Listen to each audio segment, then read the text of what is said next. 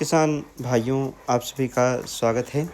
आज हम बताएंगे किस तरह से ये दो गन्ना किस्में COL के 16-202 और COS 18-231, 238 और 0118 जैसी गन्ना प्रजातियों के बराबर उपज कैसे दे सकती हैं। ये प्लाट हमने दिखाया है यहाँ पर।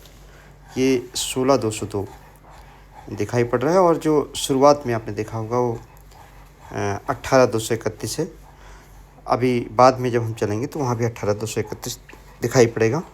18-231 की लंबाई अगर हम कंपेयर करते हैं तो 16-202 से ज़्यादा है, लेकिन 16-2 ये देखिए, ये 18-231 है। 16-202 की जो पत्ती है उनकी चौड़ाई और थोड़ी सी टिलर्स की लंबाई अभी मोटी दिखाई पड़ती है, लेकिन 18-231 की पत्तियां ज़्यादा हरी हैं और पौधों की संख्या भी 18-231 में ज़्यादा है। लंबाई की बात करें तो दोनों वैरायटी इस समय लगभग 7.5 फीट लंबाई पत्तियों सहित इनकी हो गई है। और बगल में जो 238 और 118 का प्लाट है उससे भी लंबा गन्ना 16-202 18-231 का इस प्लाट में एक हमारे किसान रामपाल सिंह पुट्टी गांव के हैं, उनका गन्ना है। इसकी प्लांटिंग अक्टूबर के महीने में की गई थी। डबल लाइन ट्रेंच से गन्ने की प्लांटिंग की गई। 2 लाइनों में यू शेप के ट्रेंच में गन्ना इसमें डाला गया है और यहाँ पर आप बहुत स्पष्ट देख पा रहे होंगे कि बहुत अच्छा गन्ना। इस तरीके का प्लाट शायद इस समय 118 और 238 का भी आपको ना दिखाई पड़े।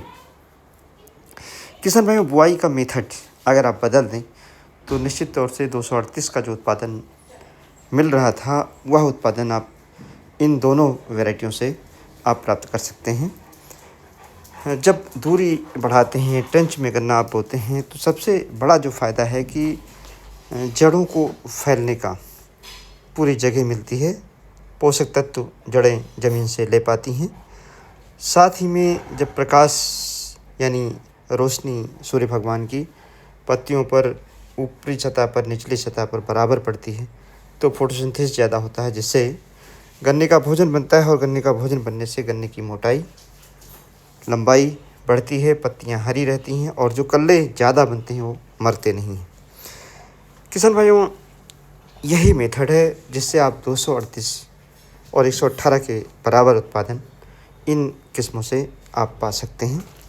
अभी अगर हम सामयिक बात करें तो जब डबल लाइन में आप गन्ना बोते हैं तो पौधों की संख्या ज़्यादा रहती है, तो ऐसी दशा में जब आप मिट्टी चढ़ाएं तो उस समय भी न्यूट्रिएंट्स दें। और मिट्टी चढ़ाने से पहले जो पतले गन्ने नीचे हैं, छोटे गन्ने, उनको निकाल दें। इस खेत की अगर हम बात करते हैं तो 1 मीटर की गोल की लंबाई में 35 गन्ने तक हैं और लंबाई भी आपको मैंने बताई करीब 7.5 फीट के आसपास है। पौधे सभी स्वस्थ हैं, जो टिलर्स हैं वो स्वस्थ हैं। इनको स्वस्थ रखने के लिए आप क्या करना है, किसान एक तो माइट ना लगने पाए। माइट के लिए आप ओमाइट का स्प्रे कर दें और इसके अलावा उसमें सल्फ़र मिला लें। 2 बार स्प्रे कर दें तो माइट नहीं लगेगी। वाइट फ्लाई न लगने पाए, इसके लिए आप इमिडाक्लोप्रिड का स्प्रे कर सकते हैं। पोका बोइंग आता है जो फंगस की पत्तियों की बीमारी है, उसके लिए प्रिवेंटिव मेजर के रूप में एक बार कम से कम थायोफिनेट मिथाइल 2 ग्राम पर लीटर का घोल बना करके और स्प्रे कर दें। साथ ही में जब मिट्टी आप चढ़ा रहे हैं तो उसमें एक बार 20 किलोग्राम म्यूरेट ऑफ पोटास और 25 किलोग्राम DAP और साथ में 10 किलोग्राम सागरिका मिलाकर आप मिट्टी चढ़ाएं, भुरभुरी मिट्टी चढ़ाएं। मिट्टी चढ़ाते समय देखें जो गन्ना छोटा है उस पर ना चढ़ाएं, लेकिन इस प्लाट में तो मिट्टी चढ़ाने का बिल्कुल टाइम हो चुका है, गन्ना नीचे बन चुका है। इसी तरीके से जो ख़राब गन्ने हैं, सूखी पत्तियां हैं, मिट्टी चढ़ाते समय उनको निकाल दें।